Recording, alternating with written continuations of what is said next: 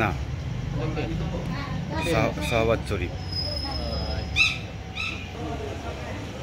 এটা বাংলাদেশ, ওটা পাকিস্তান।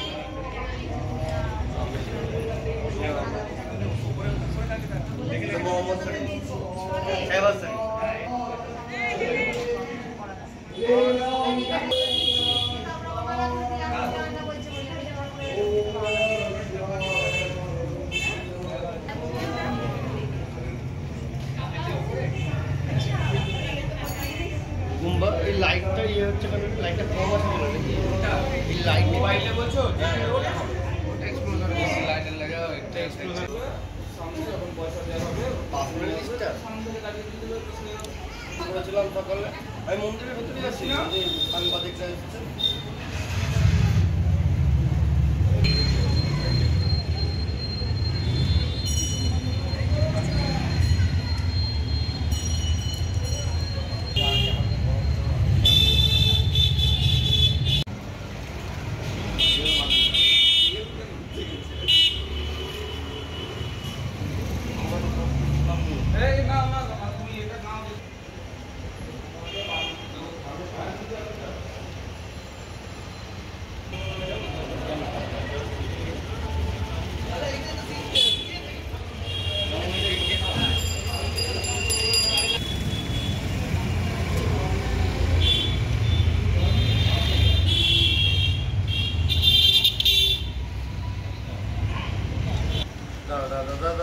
আমি বলছি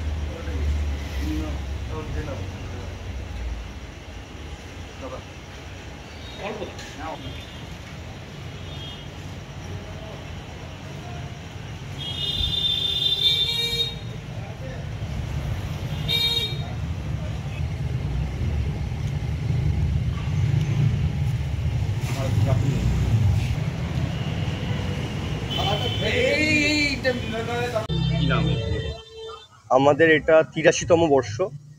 আমাদের এই পুজো কমিটির নাম হচ্ছে সাধক নরেন্দ্র স্মৃতি সংঘ দুর্গাপূজা কমিটি। এবার আমাদের থিম হচ্ছে দহন। দহনে বিনাশক দেশের শত্রু, এটাই আমাদের থিম। আমাদের দেশে যারা শত্রু আছে তারা দহন হয়ে যাক, মানে অগ্নি, তারা দহনে বিনাশক। এটাই। সেটা কিভাবে দেখাচ্ছেন? সেটা আমরা অসুররূপী হিসাবে দেখাচ্ছি।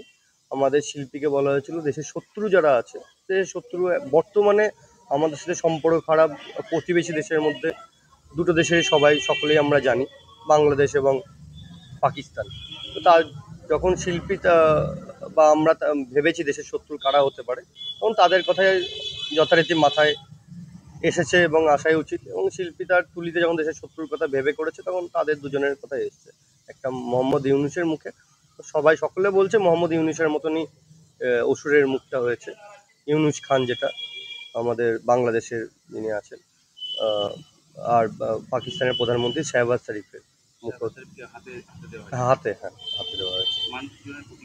মানুষজনের প্রতিক্রিয়া খুবই ভালো, তারা খুবই আনন্দিত, খুবই উচ্ছ্বসিত। তারা এই দুজনকে এইভাবেই দেখতে চায়।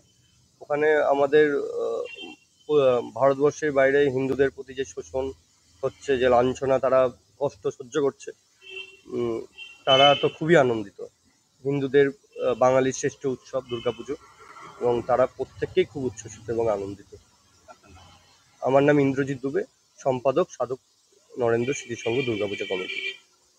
এটা কেন ইউনূস সরকার দেখিয়েছে? কারণ হচ্ছে উনি যে কার্যকলাপগুলো করছেন ওনার নিজ বুদ্ধি সম্পন্ন মানুষ, একটা বুদ্ধি সম্পন্ন মানুষ, এই কার্যকলাপ ওনার কাছ থেকে কেউ আশা করে না।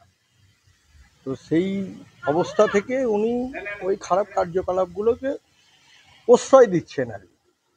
তার বিরুদ্ধে আমরা প্রতিবাদ জানানোর জন্য এই থিমটা আমরা নিয়ে এসেছি। তার সঙ্গে পাকিস্তানের প্রধানমন্ত্রীর ছবি মূর্তি তো রয়েছে। পাকিস্তানের প্রধানমন্ত্রীর সঙ্গে সম্পর্ক নেই এটা। উনি যেহেতু আমাদের প্রতিবেশীদের বাংলাদেশ, হ্যাঁ, বাংলাদেশে প্রচুর হিন্দু মানুষ থাকেন আর কি। এখন কমে গেছে, আর সংখ্যায় অনেক কমে গেছে। তাদের তাদের যতটুকু নিরাপত্তার প্রয়োজন তিনি সেই নিরাপত্তাটুকু দেন না, সেই নিরাপত্তাটুকু দেন না। তার প্রতিবাদে আমরা প্রতীকী হিসাবে এই জিনিসটাকে করেছি। মানুষের মনে কতটা সাড়া ফেলেছে?